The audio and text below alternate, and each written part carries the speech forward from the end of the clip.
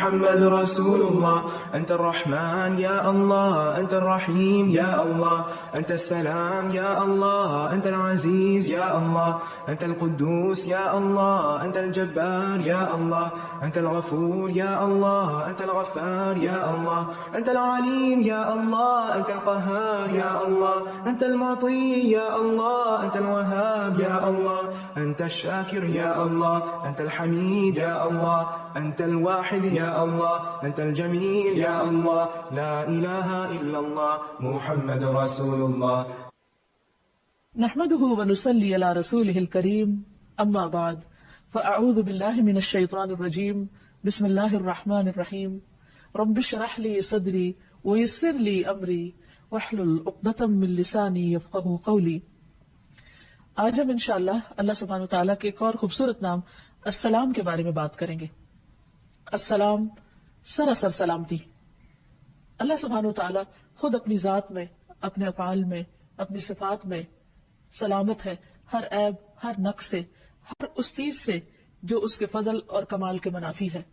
اسی طرح وہ دوسروں کو بھی سلامتی دینے والا ہے. اللہ سبحانہ وتعالیٰ کا فضل ہر چیز پر چھایا ہوا ہے، ہر چیز کو محیط ہے. اسی لیے وہ اپنے بندوں کو باوجود ان کی نافرمانیوں کے انہیں سلامتی دیے ہوئے ہے، عافیت میں رکھے ہوئے ہے، اور خاص طور پر اپنے مومن بندوں کو آخرت میں وہ اپنے عذاب اور اپنی سزا سے محفوظ رکھے گا. اللہ سبحانہ وتعالیٰ کو سلامتی پسند ہے، اور وہ یہ چاہتا ہے کہ بندوں کے درمیان بھی باہم خیر و بھلائی اور سلامتی کے جذبات اور تعلقات ہوں. السلام کا لفظ ایک بہت وسیع لفظ ہے. اس کے اندر کئی معنی پائے جاتے ہیں. عربی میں سلم یسلم سلامن و سلامتن کا ایک معنی ہوتا ہے امن، امان، حفاظت اور اطمینان، یعنی ہر طرح کی ظاہری اور باطنی مصیبت اور مکروہ اور عیب سے پاک ہونا. اسی طرح یہ لفظ خلاصی اور نجات کے معنوں میں بھی استعمال ہوتا ہے. جنت کو دارالسلام اسی لیے کہا جاتا ہے کہ وہاں ہر طرح کی مشکلات، تکلیفیں، بڑھاپا، بیماری اور پریشانی اور غم و رنج سے نجات ہوگی اور انسان خلاصی پا جائے گا. قرآن مجید میں آتا ہے لہم دار السلام عند ربہم وہو ولیہم بما کانوا یعملون. انہی کے لیے ان کے رب کے ہاں سلامتی کا گھر ہے، یعنی جہاں وہ ہر تکلیف سے سلامت ہوں گے، اور وہ ان کا مددگار ہے ان اعمال کی وجہ سے جو وہ کرتے ہیں. یعنی دنیا میں اگر انسان اپنے ایمان کو سلامت رکھے، اللہ سبحانہ تعالیٰ کی حدود کی حفاظت کرے، تو کل انشاءاللہ اللہ تعالیٰ اسے سلامتی کا گھر عطا کریں گے. حقیقت یہ ہے کہ انسان دنیا میں مکمل امن و امان چاہتا ہے، وہ اپنی دنیا کو جنت بنانا چاہتا ہے. وہ آج کی زندگی کو یہ چاہتا ہے کہ ہر طرح کی تکلیف اور ہر مشکل سے خالی ہو جائے. لیکن اللہ سبحانہ تعالیٰ نے یہ سلامتی اور یہ امن اور یہ سب نعمتیں کل کے لیے رکھی ہیں، یعنی جنت کی شکل میں. اس لیے انسان کو اس دنیا میں رہتے ہوئے اس کی تلاش جاری رکھنی چاہیے اور اس کے لیے محنت کرنی چاہیے. اسی طرح اس مصدر کا ایک اور معنی بھی ہے خالص تحفہ، یعنی سلامتی کا ایک معنی خالص تحفہ بھی ہے، یعنی ایسا تحفہ جو باطن کی برائی اور نیت کی خباثت سے پاک اور خالص ہو. قرآن مجید میں آتا ہے فَإِذَا دَخَلْتُمْ بُيُوتًا فَسَلِّمُوا عَلَىٰ أَنفُسِكُمْ تَحِيَّةً مِّنْ عِندِ اللَّهِ مُبَارَكَةً طَيِّبَةً. جب تم گھروں میں داخل ہوا کرو تو اپنے گھر والوں کو سلام کہا کرو. یہ سلام کیا ہے؟ یہ اللہ سبحانہ وتعالیٰ کی طرف سے مبارک اور پاکیزہ تحفہ ہے. تو اللہ سبحانہ وتعالیٰ نے ہمیں جو سلام کا حکم دیا ہے وہ سلامتی کی دعا بھی ہے اور ایک تحفہ بھی ہے. ثابت بن عبید کہتے ہیں کہ میں ایک مجلس میں آیا جس میں عبداللہ بن عمر وغیرہ تھے، تو انہوں نے کہا جب تم سلام کرو تو سناؤ، یعنی اونچی آواز میں کرو، کیونکہ وہ اللہ تعالیٰ کی طرف سے طیب اور مبارک دعا ہے. یعنی جب ایک انسان دوسرے کو سلام کرتا ہے تو ایک طرح سے برکت کی دعا دیتا ہے اور سلامتی کی دعا دیتا ہے. اور اس چیز کو مسلمانوں کے درمیان رائج کر کے دراصل اللہ سبحانہ تعالیٰ نے انہیں ایک بہت خوبصورت تحفہ دیا ہے کہ جو وہ ہر وقت ایک دوسرے کو دے سکتے ہیں. جیسا کہ ہم جانتے ہیں کہ تحفے کا تبادلہ باہم محبت بڑھاتا ہے، لیکن یہ ممکن نہیں کہ انسان ہر وقت ایک دوسرے کو مادی شکل میں تحفے دے سکے. اللہ سبحانہ تعالیٰ نے ہم سب پر کس قدر مہربانی کی ہے اور ہمیں ایک ایسا کلمہ سکھا دیا، یعنی سلام کا، کہ جو خود ایک تحفہ ہے، اور اس کو خود اس نے تحفہ اور برکت والی چیز کہا ہے کہ اگر ہم ایک دوسرے کے ساتھ اس کو ایکسچینج کرتے رہیں تو اس میں ہمارا کچھ بھی خرچ نہیں آتا. لیکن اگر ہم خوشی کے ساتھ دوسروں کو سلام کریں اور جواب میں سلامتی کی دعا پائیں تو اس سے یقیناً ایسے لوگوں کے اندر رحمتیں اور برکتیں نازل ہوں گی، ان کے اندر سے دشمنیاں اور حسد اور شیطان کی ڈالی ہوئی نجاست ختم ہوگی۔ اللہ سبحانہ وتعالیٰ کی طرف سے یہ پاکیزہ اور خوبصورت تحفہ آدم علیہ السلام کو ملا تھا، جو ان کی سب اولاد کے لیے تھا۔ اب کچھ نے اسے اختیار کر لیا اور کچھ نے نہیں۔ حدیث میں آتا ہے رسول اللہ صلی اللہ علیہ وسلم نے فرمایا، اللہ سبحانہ وتعالیٰ نے جب آدم علیہ السلام کو پیدا کیا تو ان سے فرمایا کہ جاؤ اور فرشتوں کو سلام کرو، اور جو کچھ وہ تمہیں کہیں اسے غور سے سنو، وہ تمہارا اور تمہاری اولاد کا سلام ہوگا۔ آدم علیہ السلام فرشتوں کے پاس گئے اور انہوں نے کہا السلام علیکم۔ فرشتوں نے جواب میں کہا السلام علیکم ورحمۃ اللہ۔ انہوں نے لفظ رحمت اللہ کا اضافہ کر لیا۔ تو بہرحال جب کوئی سلام کرے تو قرآن مجید میں حکم ہے اذا حییتم بتحیۃ فحیوا باحسن منها او ردوها، کہ جب کوئی تمہیں سلامتی کا تحفہ دے تو تم اس کو واپس لوٹاؤ، یعنی اگر کوئی تمہیں سلامتی کی دعا دے تو جواباً دعا دو اسی طرح یا اس سے بہتر، باحسن منها، اور اگر احسن نہیں یعنی ورحمت اللہ نہیں کہہ سکتے تو فردوها، اتنا تو کہو جتنا دوسرے نے تمہیں کیا۔ اس لیے جو قوم، جو گھرانہ، جو افراد باہم سلام کو رواج دیتے ہیں، عام کرتے ہیں، ان کے درمیان باہم محبت ہوتی ہے، اللہ سبحانہ وتعالیٰ کی طرف سے سلامتی اترتی ہے۔ اللہ سبحانہ وتعالیٰ کا یہ نام حدیث میں بھی آیا ہے، جس میں نبی صلی اللہ علیہ وسلم نے واضح طور پر بتایا کہ یہ اللہ تعالیٰ کا نام ہے۔ عبداللہ بن مسعود کہتے ہیں کہ جب ہم نبی صلی اللہ علیہ وسلم کے پیچھے نماز پڑھا کرتے تو ہم کہتے سلام ہو جبرائیل پر، سلام ہو میکائیل پر، سلام ہو فلاں پر، فلاں پر، سلام ہو اللہ تعالیٰ پر۔ تو رسول اللہ صلی اللہ علیہ وسلم ایک روز ہماری طرف متوجہ ہوئے اور فرمایا ان اللہ هو السلام، اللہ تعالیٰ تو خود السلام ہے، یعنی تم اللہ تعالیٰ کو کیا سلامتی بھیجو گے، وہ تو خود ہی سلامتی، سراسر سلامتی، اور ہر طرح کی سلامتی اسی کی ذات کی طرف سے آتی ہے۔ اور وہ نہ صرف یہ کہ خود سلامتی والا ہے بلکہ سلامتی دینے والا بھی ہے۔ نبی صلی اللہ علیہ وسلم ہر نماز کے بعد 3 بار استغفار کرتے، استغفر اللہ استغفر اللہ استغفر اللہ، اور اس کے بعد یہ دعا پڑھا کرتے تھے اللہم انت السلام ومنک السلام تبارکت یا ذا الجلال والاکرام، اے اللہ تو السلام ہے، یعنی تمام عیوب سے پاک ہے، ہر کمی سے پاک ہے، اور تجھے سے سلامتی ہے، یعنی اس کائنات کے اندر جو کچھ بھی سلامت ہے وہ تیری وجہ سے ہے، اے بزرگی اور بخشش والے تو برتر ہے، بہت برکت والا ہے، تبارکت یا ذا الجلال والاکرام۔ اللہ سبحانہ وتعالیٰ نے اپنے انبیاء اور نیک بندوں کو دنیا میں سلام کیا ہے۔ قرآن مجید میں آتا ہے سلام علی نوح، سلامتی ہو نوح پر علیہ السلام۔ پھر اسی طرح سلام علی ابراہیم، ابراہیم پر سلامتی ہو، سلام علی موسیٰ، موسیٰ علیہ السلام پر سلامتی ہو، سلام علی الیاسین، الیاسین پر سلامتی ہو، اور سلام علی المرسلین، سارے رسولوں پر سلامتی ہو۔ قرآن مجید کی ایک اور آیت میں آتا ہے قل الحمد للہ وسلام علی عبادہ الذین اصطفیٰ اللہ خیر اما یشرکون۔ اللہ تعالیٰ نے نبی صلی اللہ علیہ وسلم سے کہا کہہ دیجئے سب تعریف اللہ کے لیے ہے اور سلام ہے اس کے ان بندوں پر جنہیں اس نے چن لیا، کیا اللہ بہتر ہے یا وہ جنہیں یہ شریک ٹھہراتے ہیں۔ اللہ سبحانہ وتعالیٰ جو السلام ہے اسی سے سلامتی اور عافیت کی امید اور توقع کی جا سکتی ہے۔ وہی اپنے بندوں کو ہر طرح کے ہول، ہر طرح کے خوف اور ہر طرح کی پریشانی میں سلامتی عطا کرتا ہے، جیسی سلامتی اس نے یحییٰ علیہ السلام کو عطا کی، جس کا خاص طور پر اللہ تعالیٰ نے قرآن مجید میں ذکر کیا۔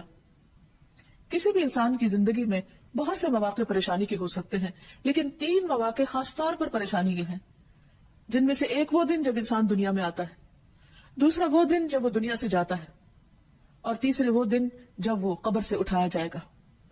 دنیا میں آنے کا دن پریشانی کا دن اس لیے کہ انسان ایک بالکل تنگ و تاریک کوٹڑی سے ایک وسیع اور اس دنیا میں آ جاتا ہے جو اس کے لیے بالکل اجنبی ہے، تو وہ آتے ہی گھبراہٹ کا شکار ہوتا ہے۔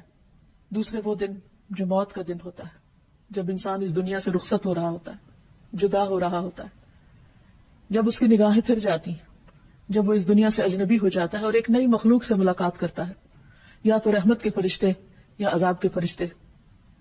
جو نیک روح ہوتی ہے اس کے پاس جو فرشتے آتے ہیں وہ آ کر اس کو سلام کرتے ہیں، سلام علیکم طبتم، سلامتی ہو تم پر، تم بہت اچھے رہے۔ اللہ سبحانہ وتعالیٰ کی طرف سے بھی سلامتی لاتے۔ اور تیسرے وہ دن جس دن انسان اپنی قبر سے اٹھایا جائے گا، اور وہ حشر کا دن ہوگا، وہ بھی سخت مصیبت کا، بہت طویل دن، بہت گھبراہٹ کا دن ہوگا. لیکن اللہ سبحانہ و تعالیٰ کو السلام ماننے والے اس دن بھی سلامتی اور امن میں رہیں گے، اور اللہ سبحانہ و تعالیٰ ان کو اپنی خاص سلامتی سے نوازے گا اور ان سے ہر طرح کا خوف اور غم اور گھبراہٹ اور پریشانی دور کر دے گا. تو اللہ سبحانہ و تعالیٰ نے جیسے یحییٰ علیہ السلام کے لیے ان مواقع کی سلامتی کا ذکر کیا، ہم دعا کرتے ہیں کہ اللہ تعالیٰ ہم سب کو بھی اپنی خاص حفاظت اور عافیت میں رکھے اور سلامتی سے نوازے. پھر اسی طرح ہم دیکھتے ہیں کہ اللہ سبحانہ و تعالیٰ اپنے بندوں کو جنت میں بھی سلام بھیجے گا. ارشاد فرمایا سلام قولا من رب الرحیم، سلام ہو اس رب کی طرف سے جو بہت مہربان رب ہے، جو بہت رحم فرمانے والا ہے. یہاں پر اللہ سبحانہ و تعالیٰ کی صفت الرحیم کا بھی ذکر کیا گیا، کیونکہ جنت میں صرف کوئی بھی اللہ کی رحمت ہی کی وجہ سے جا سکتا ہے. اور خود جنت کے ناموں میں سے ایک نام رحمت بھی ہے کہ انتی رحمتی، تو میری رحمت ہے، تمہارے ذریعے میں جس پہ چاہوں گا رحم فرماؤں گا. تو جو لوگ جنت میں جا چکیں گے تو اللہ تعالیٰ ان کو سلام بھیجیں گے. اولئک یجزون الغرفۃ بما صبروا ویلقون فیہا تحیۃ وسلاما، ان کو جنت کا سب سے اونچا بالا خانہ انعام میں ملے گا، یعنی جو صبر کرنے والے ہیں، اس لیے کہ انہوں نے صبر کیا، اور اس میں ان کا استقبال زندگی کی دعا اور سلام کے ساتھ کیا جائے گا. اسی طرح نیک لوگ جب جنت میں پہنچ جائیں گے تو ان کے چاروں طرف سے فرشتے حاضر ہو کر ان کو سلام کریں گے اور انہیں اس بات کی مبارک دیں گے کہ وہ کامیابی کی منزل کو پہنچ گئے. جنت کو بھی اللہ سبحانہ و تعالیٰ دار السلام کے نام سے پکارتے ہیں. قرآن مجید میں آتا ہے لہم دار السلام عند ربہم وہو ولیہم بما کانوا یعملون، انہی کے لیے ان کے رب کے ہاں سلامتی کا گھر ہے اور وہ ان کا مددگار ہے ان اعمال کی وجہ سے جو وہ کرتے تھے. یعنی جنت ایک ایسا مقام ہے کہ جہاں انسان کو کسی قسم کی کوئی تکلیف نہ ہوگی، کوئی پریشانی نہ ہوگی. لا يسمعون فيها لغوا ولا تأثیما، جس میں انسان نہ کوئی بےہودہ گفتگو سنے گا اور نہ ہی گناہ میں ڈالنے کی کوئی بات. الا قیلا سلاما سلاما، مگر وہاں ایک قول بہت زیادہ ہوگا، ایک بات بہت عام ہوگی اور وہ سلام ہی سلام ہوگی. یعنی ہر طرف سے سلامتی کی پکار ہوگی، ہر کوئی ایک دوسرے کو سلامتی کے ساتھ گریٹ کر رہا ہوگا. کتنی خوبصورت ہے وہ جگہ اور کتنا بہترین ہے وہ مقام. لیکن وہ کس کے لیے ہے؟ یہ ان لوگوں کے لیے ہے جو دنیا میں ایک دوسرے کو اپنی تکلیفوں سے سلامتی میں رکھے، جو دنیا میں دوسروں کے لیے تکلیف کا باعث نہ رکھے بنے، جو اپنی زبان سے دوسروں کو سلامت رکھے، جو اپنے ہاتھوں سے دوسروں کو سلامت رکھے، جو اس دنیا میں شر اور فساد نہ پھیلائے، دنیا کو بھی ایک سلامتی کی جگہ بنائے. پھر یہ ہے کہ اللہ سبحانہ و تعالیٰ کا جو نام السلام ہے، یہ اس لیے بھی ہے کہ اللہ سبحانہ و تعالیٰ ہر نقص اور عیب سے پاک ہے. اللہ سبحانہ و تعالیٰ کی صفات اتنی بلند ہیں، اس کی شان اتنی بلند ہے کہ اس کے اندر کسی قسم کا بھی کوئی عیب نہیں پایا جاتا، اور اسی لیے وہ سلامتی کو پسند کرتا ہے. اس نے ہمارے لیے جو دین پسند کیا اس کا نام بھی اسلام رکھا، جو پھر اسی روٹ یعنی سین لام میم سے ہی ہے کہ جو شخص اسلام قبول کر لیتا ہے وہ سلامتی میں آ جاتا ہے، اللہ تعالیٰ کی رحمت میں آ جاتا ہے. قرآن مجید میں اللہ سبحانہ تعالیٰ فرماتے ہیں وَرَضِيتُ لَكُمُ الْإِسْلَامَ دِينًا، میں نے تمہارے لیے دین اسلام کو پسند کیا، یعنی اسلام کو بطور دین تمہارے لیے پسند کیا. پھر اللہ تعالیٰ جو انسانوں کو ہدایت کی طرف بلاتا ہے تو اس کے لیے بھی فرماتا ہے وَاللَّهُ يَدْعُو إِلَى دَارِ السَّلَامِ، اللہ تمہیں سلامتی کے گھر کی طرف دعوت دیتا ہے. یعنی اگر تم اللہ کی مرضی کے مطابق زندگی بسر کرو، اس کی اطاعت کرو، اس کی فرما برداری کرو تو تم سلامتی کو پہنچو گے. پھر اسی طرح ایک اور جگہ پر فرمایا قَدْ جَاءَكُم مِّنَ اللَّهِ نُورٌ وَكِتَابٌ مُّبِينٌ يَهْدِي بِهِ اللَّهُ مَنِ اتَّبَعَ رِضْوَانَهُ سُبُلَ السَّلَامِ وَيُخْرِجُهُم مِّنَ الظُّلُمَاتِ إِلَى النُّورِ بِإِذْنِهِ وَيَهْدِيهِمْ إِلَى صِرَاطٍ مُّسْتَقِيمٍ. لوگو اب تمہارے پاس اللہ کی طرف سے روشنی اور ایک ایسی واضح کتاب آ چکی ہے جس کے ذریعے اللہ تعالیٰ ان لوگوں کو سلامتی کی راہیں دکھاتا ہے جو اس کی رضا کے پیچھے چلتے ہیں، اور انہیں اپنے عزل سے اندھیروں سے نکال کر روشنی کی طرف لے جاتا ہے اور سیدھی راہ کی طرف ان کی رہنمائی کرتا ہے.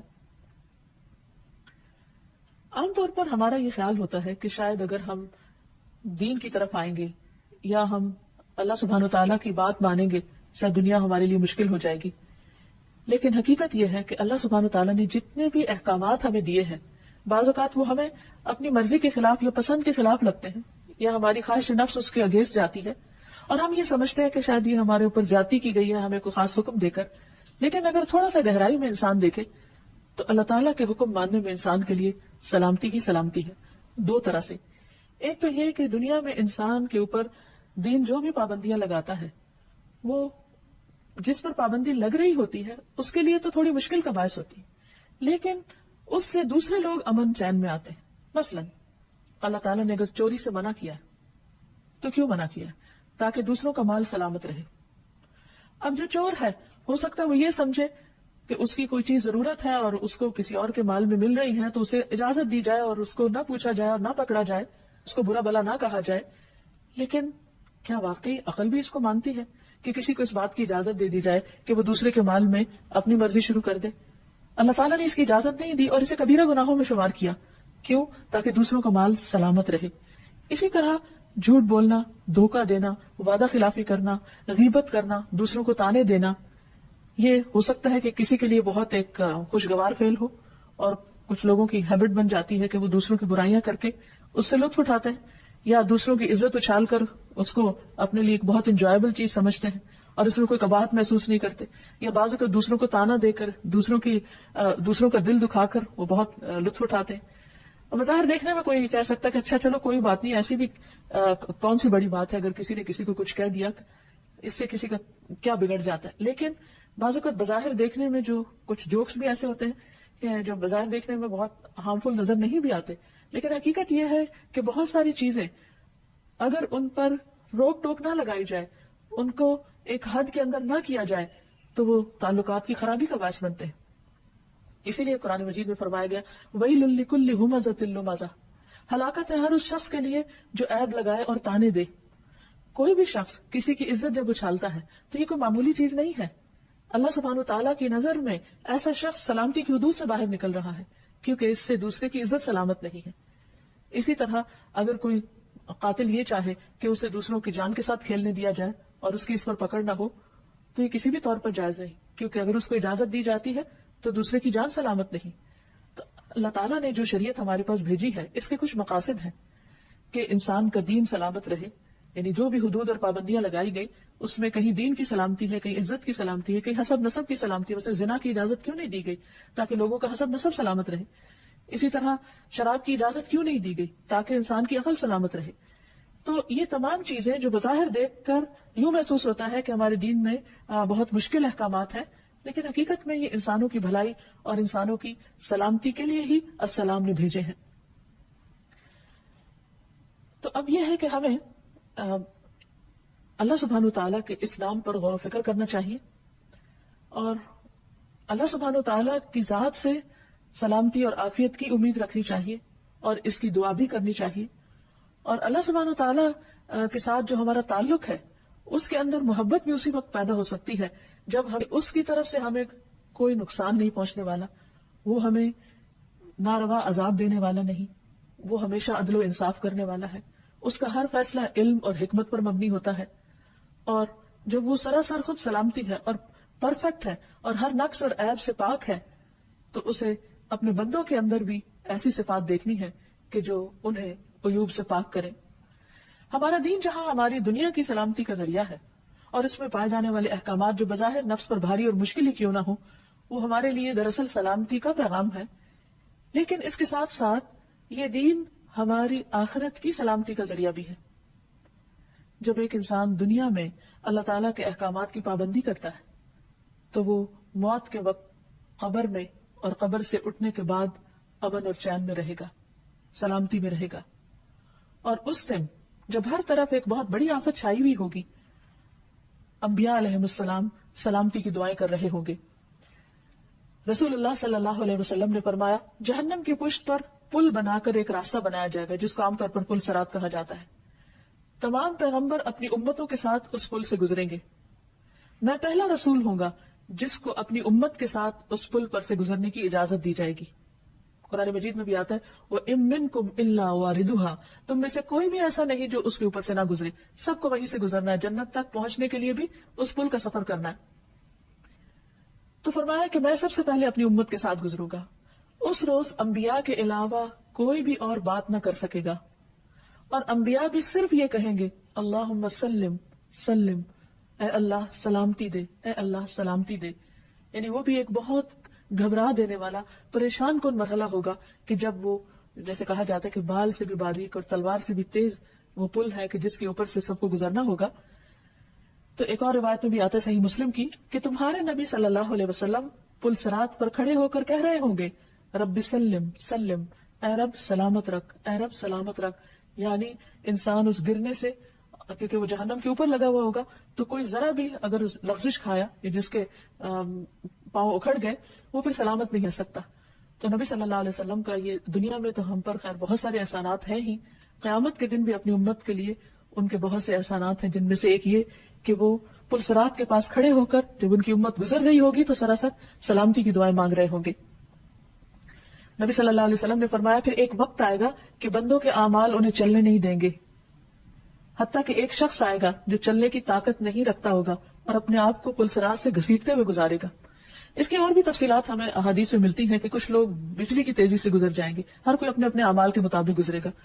کچھ لوگ پانی کی رفتار سے، کچھ ہوا کی رفتار سے، کچھ اونٹوں کی رفتار سے، کچھ پیدل چلنے والوں کی رفتار سے. اور یہاں جو بتایا گیا کہ ایک شخص اپنے اعمال کی وجہ سے اتنا، یعنی اپنے برے اعمال کی وجہ سے اتنا بوجھل ہوگا کہ چل بھی نہیں سکے گا اور گھسٹ گھسٹ کے وہ پل پار کر رہا ہوگا. تو اس لیے اللہ تعالیٰ سے دعا کرنی چاہیے کہ اللہ تعالیٰ ہمیں اس دن کے ہول، اس دن کی گھبراہٹوں اور اس دن کی پریشانیوں سے محفوظ رکھے. لیکن اس کے لیے دنیا میں اللہ سبحانہ وتعالیٰ کے احکامات کی پابندی ضروری ہے، دین اسلام کے اندر پورے کا پورا داخل ہونا ضروری ہے تاکہ ہم یہاں اور وہاں دونوں جگہ سلامتی پا سکیں.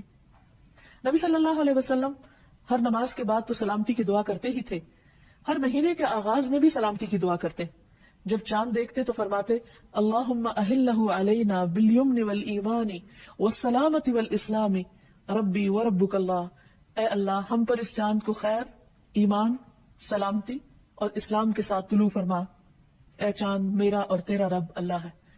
یعنی جب انسان نئے چاند کو دیکھے تو سلامتی مانگے، جیسے کوئی نیا دن شروع ہوتا ہے، نیا مہینہ شروع ہوتا ہے. پھر اسی طرح ہم نماز کی حالت میں بھی سلامتی کی دعا کر رہے ہوتے ہیں، جس میں التحیات للہ والصلوات والطیبات السلام علیک ایھا النبی.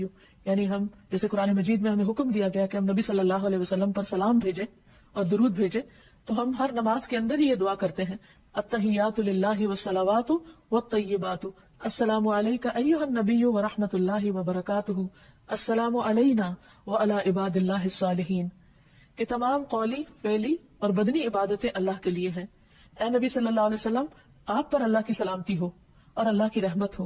حالانکہ آپ سب سے زیادہ نیک تھے، لیکن ہمارا فرض بنتا ہے کہ اللہ کے حکم کے مطابق سلامتی کی دعا خاص طور پر پڑھیں، اور تحیات پڑھے بغیر نماز بھی نہیں ہوتی تو شعوری طور پر بھی پڑھا کریں. اور پھر اللہ کی رحمت ہو اور اس کی برکت ہو ہم پر اور اللہ کے نیک بندوں پر سلامتی نازل ہو. یعنی جتنے بھی اللہ کے نیک بندے گزرے ہیں پچھلے دور میں یا اب ہیں یا آنے والے ہیں، ہر ایک کے لیے سلامتی کی دعا ہے. عام طور پر جیسے ہم اپنے سوشل لائف میں ایک دوسرے کو سلام کرتے ہیں تو وہ انہی کو کرتے ہیں جو ہمارے سامنے ہوتے ہیں، لیکن اس دعا کے اندر وہ سب شامل ہیں جو پیچھے گزر چکے یا جو آج موجود ہیں اور ہم ان کو جانتے بھی نہیں. کہ اللہ جتنے بھی تیرے نیک بندے ہیں تو ان سب کو سلامت رکھ. حتیٰ کہ جب ایک مسلمان فوت ہو جاتا ہے اور وہ دفن کر دیا جاتا ہے تو دوسرے مسلمان پہ لازم ہے کہ اگر وہ قبرستان کے پاس سے گزرے تو بھی ان کے لیے سلامتی کی دعا کرے. السلام علیکم اہل الدیار من المؤمنین والمسلمین وإنا ان شاء اللہ للاحقون اسأل اللہ لنا ولکم العافیہ. تم پر سلامتی ہو اے مومنوں اور مسلمانوں کے گھر والوں، اور ہم تم سے انشاءاللہ ملنے والے ہیں. ہم اللہ سے اپنے اور تمہارے لیے عافیت مانگتے ہیں، سلامتی مانگتے ہیں. تو گویا اس نام کا تقاضا یہ ہے کہ ہم اپنی پوری زندگی اس کے مطابق گزاریں، اپنی ذات سے دوسروں کو تکلیف نہ دیں، دوسروں کو سلامتی دیں اور سلامتی کے پیغام کو عام کریں. اللہ سبحانہ وتعالیٰ کے اس نام پر ایمان لانے کا اثر یہ ہے کہ ایک مسلمان اپنی ذات سے کسی کو تکلیف نہیں دیتا اور اپنے ہاتھ اور زبان کو روک لیتا ہے اپنے گھر والوں کو تکلیف دینے سے، اپنے پڑوسیوں کو، اپنے رشتہ داروں کو اور تمام انسانوں کو. اور یہی ایک مسلمان کی پہچان ہے کہ المسلم من سلم المسلمون من لسانہ ویدہ. مسلمان کون ہے؟ مسلمان وہ ہے کہ جس کی زبان اور جس کے ہاتھ سے دوسرے مسلمان محفوظ رہے، ان کی عزتیں محفوظ رہیں، ان کے دلوں کو تکلیف نہ پہنچے، یعنی انسان ایسی کوئی بات نہ کرے کہ جس سے دوسرے ہرٹ ہوں. پھر اسی میں یہ بات آ جاتی ہے کہ انسان صرف زبانی کلامی باتیں ہی نہ کرے بلکہ اس کے ایکشنز ایسے ہوں کہ جس سے دوسرے لوگ محفوظ ہوں. مثلا کسی کو امان دی ہے تو اسے دھوکہ نہ دے. رسول اللہ صلی اللہ علیہ وسلم نے فرمایا جو شخص کسی کو پہلے اس کی جان کی امان دے پھر اسے قتل کر دے تو قیامت کے دن اسے دھوکے کا جھنڈا دیا جائے گا، یعنی سب دنیا کے سامنے اس کو رسوا کیا جائے گا کہ یہ شخص دوسروں کو دھوکہ دینے والا تھا۔ نبی صلی اللہ علیہ وسلم نے یہ بھی فرمایا، اللہ کی قسم وہ ایمان والا نہیں، اللہ کی قسم وہ ایمان والا نہیں، اللہ کی قسم وہ ایمان والا نہیں۔ عرض کیا گیا یا رسول اللہ صلی اللہ علیہ وسلم کون ایمان والا نہیں؟ فرمایا وہ شخص جس کے شر سے اس کے پڑوسی محفوظ نہ ہو، اس کے کولیگز، اس کے ساتھی، اس کے آس پاس والے اس کے شر سے نہ بچے ہوئے ہوں۔ تو آپ سوچئے کہ اگر کوئی شخص کسی کے لیے سلامتی کا ماحول نہیں پیدا کرتا تو وہ خود کیسے سلامت ہو سکتا ہے؟ اللہ کے رسول صلی اللہ علیہ وسلم اس سے کیسے خوش ہو سکتے ہیں؟ وہ ان کی شفاعت کی کیسے امید رکھ سکتا ہے؟ لہذا بہت ضروری ہے کہ ہم اپنے آپ کو اس قابل بنائیں، اس چیز کے اہل بنائیں ان اعمال کے ذریعے جو سلامتی کو دعوت دیتے ہیں۔ اللہ سبحانہ وتعالیٰ کا یہ نام اور صفت ہم سے تقاضا کرتی ہے کہ ہم سلامتی کو عام کریں اور باہم ایک دوسرے کو کثرت سے سلام کریں۔